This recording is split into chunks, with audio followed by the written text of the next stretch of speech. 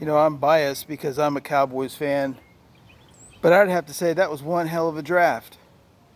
To have CeeDee Lamb, the wide receiver from OU, that most people had a top 15 grade on, fall into our laps at pick 17 was just the start of a perfect draft weekend for Dallas.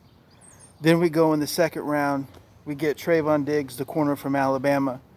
And this is a guy that I thought we'd be trying to decide on if he was going to be our first round pick. And we get him at pick 51 of the second round. So we're walking into the third round with CeeDee Lamb and Trayvon Diggs.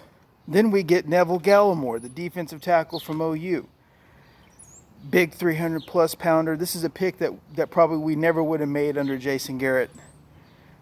Thank the Lord for Mike McCarthy and this staff and this breath of fresh air they've brought into the draft room this weekend to consider 300-plus pounders. Gallimore can get after the quarterback. He can stop the run. So now we're going into the weekend, and we've got three guys, two of them with a first-round grade. The other one, I didn't think we'd have a shot at because some people thought Gallimore might be a late first-round pick, maybe early second-round pick. And we get them all. And then we start the weekend off, we get Reggie Robinson, the corner from Tulsa.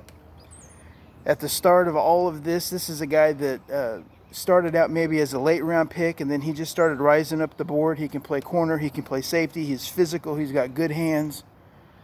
And that's something that we need. We need corners and safeties that make plays on the ball, and he will make a play on the ball. I didn't know till watching the draft coverage how good of a special teams player he is, that he can block punts and kicks.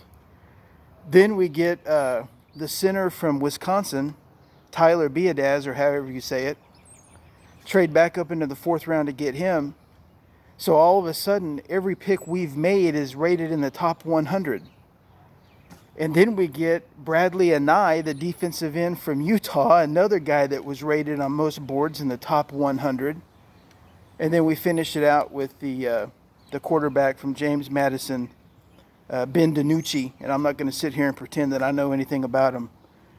But I'd have to say that was, pardon the use of the expression, that was an epic, historic draft class. When we win the Super Bowl, not if, when we win the Super Bowl, this draft class that we got this weekend is going to be at the heart and soul of what I think is going to be a team under Mike McCarthy that wins multiple Super Bowls. Unbelievable. I'm still in shock that we got CeeDee Lamb. I'm still in shock after getting CeeDee Lamb that we had Trayvon Diggs in the second round.